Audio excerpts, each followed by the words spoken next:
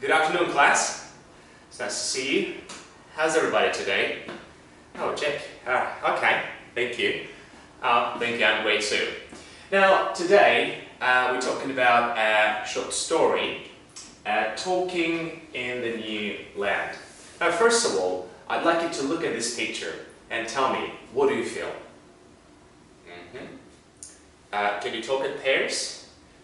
Just describe, how do you feel about this picture? And how do you feel about these people? Mark, how do you feel about these people? Yeah, they look a bit sad. Mary, do you think they can control their lives and what they do? Okay. Nick, would you like to be in their place? Why not? Yeah, they seem to have little control over what they do. Good. Now let's have a look at this question. Now again, I want you to talk in a group of three now. 3, 3, 3, 3, and 3. Look at this example and discuss. How would you feel if one of your parents or relatives have you do things for them because of their language barrier? For example, call the landlord to complain about not having hot water. Okay, you can start now.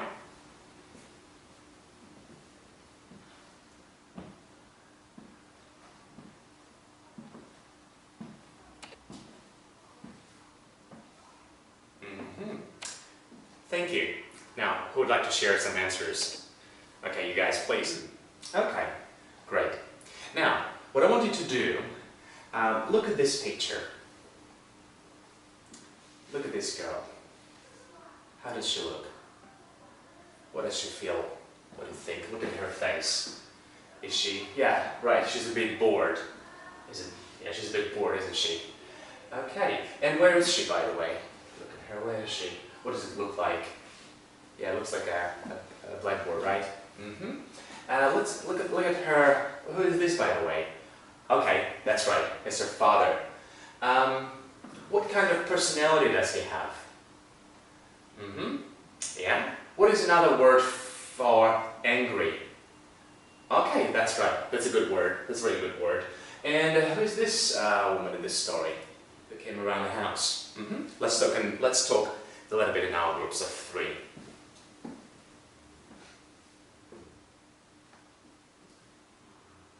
Okay, thank you. Who would like to share? Oh, yeah, I heard some good ideas from this group of students. Guys, what do you think? Yeah, do you agree to that? Great, thank you. So do I. Okay, now the story's name is Talking in the New Land. How do you think the title of the story relates to the picture? Why talking? Why new land? Well, what country does she come from? That's right, Portugal, right? Is it in the United States? Well, what continent is that? Europe, that's right. She comes from Portugal. And where is she in the story? That's right, United States. So, do you think it's hard for her to talk in a new land? And why? Okay, Bruce? Yeah, that's a good word, Bruce. Language barrier. When you have a language barrier, can you express your thoughts freely? No, you cannot. Yeah, she might have a language barrier. What about her father? Can he express his thoughts in a new land? That's right, probably not. Okay, so I would like to talk to you about the genre of this story, or the type of this story. Okay, Lucy, can you please help me and read the description out loud? Let's listen to Lucy. Alright, it's a personal narrative, which is a story about real events, that's right, happening or happened to the author. The features of a personal narrative are the following.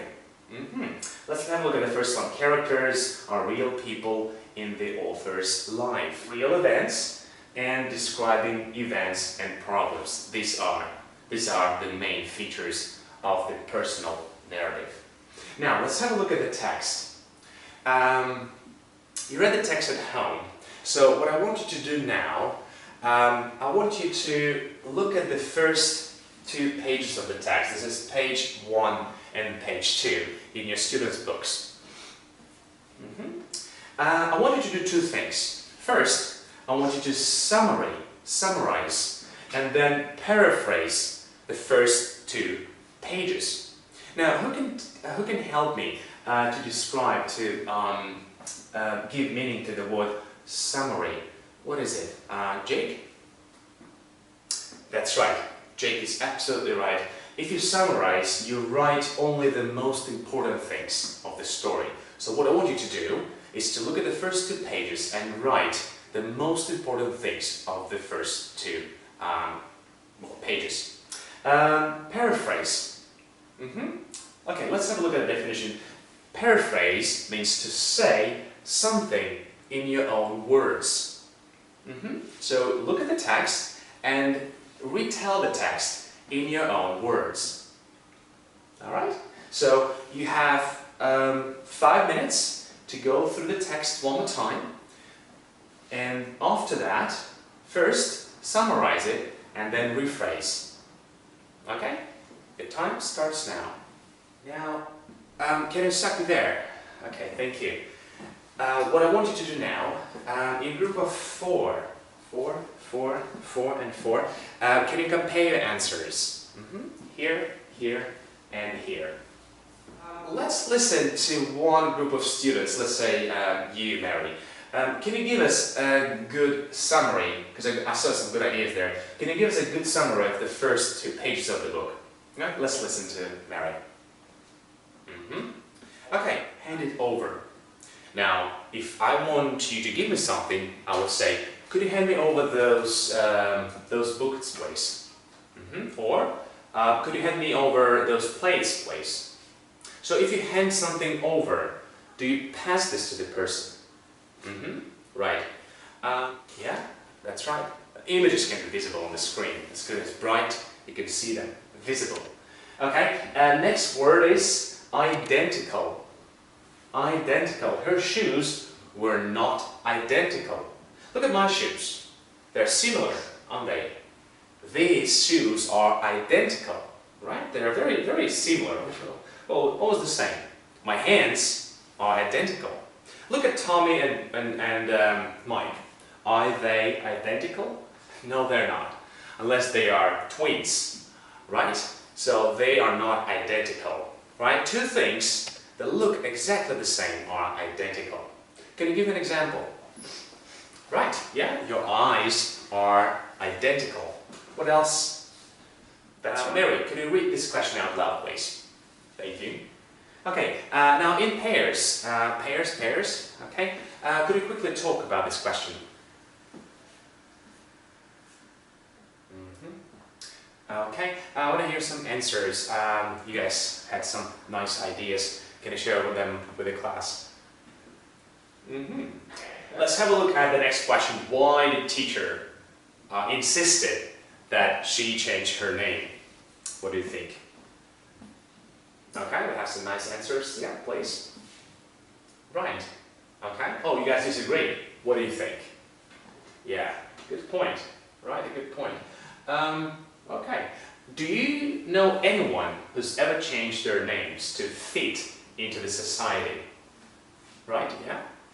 And, okay, and how did this person feel about that? Okay, yeah, so it might be a bit discomforting, right? Change your name if you want to fit. Would you like to change your name? Okay, great. Right, great. Now, let's move on and talk about the rest of the story. What I want you to do now, please go over your notes and see if the words you don't know are the same to your partners. Okay? Let's go through your notes and see if you can help each other understand new vocabulary words. This is exactly the word I would like to talk about. And this is the word auction and paradise. Now, let's talk about auction. What happened at an auction in the story? Right, her father bought a house. Let's have a look at the auction. Looking at this picture, can you tell me, is it like a market? No, it's not. Do people buy vegetables at an auction? No, certainly don't. And what do people usually buy at an auction? What can you buy? In China, for example, when people have an auction, what do they usually buy? Yeah, you can buy a house. Yeah, you can buy, luxury things. Yeah, that's right. Yeah, you can usually buy expensive items or things at an auction. And again, in the story, Edith's father bought a house. Okay, let's talk about paradise. Now, Edith said her house was a paradise. Looking at this picture, can you tell me, is paradise a good place or a bad place? That's right. But can I say that my house or a hotel was a paradise? Or it doesn't have to be an island. No, it doesn't have to be an island. So any place that is really, really nice, convenient, new, fresh, can be a paradise. These are the words, paradise and auction. Let's look at another word, junk. Oh, okay, some of you know this word. Can you help me? Let's go to Mary again. Mary, what is a junk? Is it something good or something useless? Yeah, that's right. These are things we don't need. Let's have a look at this pile of junk. Old furniture and junk. In this story, can you remind me, where did this word come up? Can you find this paragraph in this story? That's right. Old lady came around to pick up her plates, and she left them together with old furniture and junk. Alright, there's another word. Yeah, I understand. Redundantly. Or reluctantly, reluctantly. Yeah, Edith reluctantly walked and helped her father. Can you give me an opposite of reluctantly? That's right. If you want to do something willingly, you want to do something, you do that. If you don't want to do something and you still do that, you do it reluctantly. Right? Can you give me an example of one thing that you do every day pretty reluctantly? Yeah, doing your homework. Right? This could be a good example. Do your homework reluctantly. Alright, great. Let's now, when we finish the story, let's go over some questions. Question number 1. Why does the lady dressed in brown go to Edith's house? Do you think Edith's father is being fair to the lady? And why or why not? I want to hear your answers. I'm going to give you 1 minute to talk about this question in pairs first, and then I'd like to hear your answers. Your time starts now. Okay, let's hear some answers from, from team. Team, what do you think? Yeah, that's right. Correct. Do you guys agree? Yeah, that's right. Let's have a look at the next question. What do you think of Edith's father? Do you think he had a right to demand her to take care of his problems? Again, let's switch pairs. Can you guys stand up here and swap your places? Right, so we have new pairs, so let's talk about this question. Yeah, note in the text the author uses different font. Some of the letters are printed in a different shape, in an italic typeface, a kind of sloping typeface. How does it help the reader to understand the text better? I want you to find an example in the text first, and then talk in pairs about how it helps the author to get across the meaning of the story. Thank you. Okay, right. Okay, let's have a look at the last question. So, Edith is a good example of a kid who grew up in a new country. She had to learn a new language. Now, as a child, what advantages do you think she had learning a new language? And what disadvantages she faced while doing that? Again, I'm going to give you 1 minute to talk in your pairs. Alright, so I would like to wrap it up with your home assignment. At home, I would like you to write an essay based on this question. What effect did this story have on you? I would like you to hand in this assignment by Friday, 12 p.m. All right, thank you very much, and let's take a break.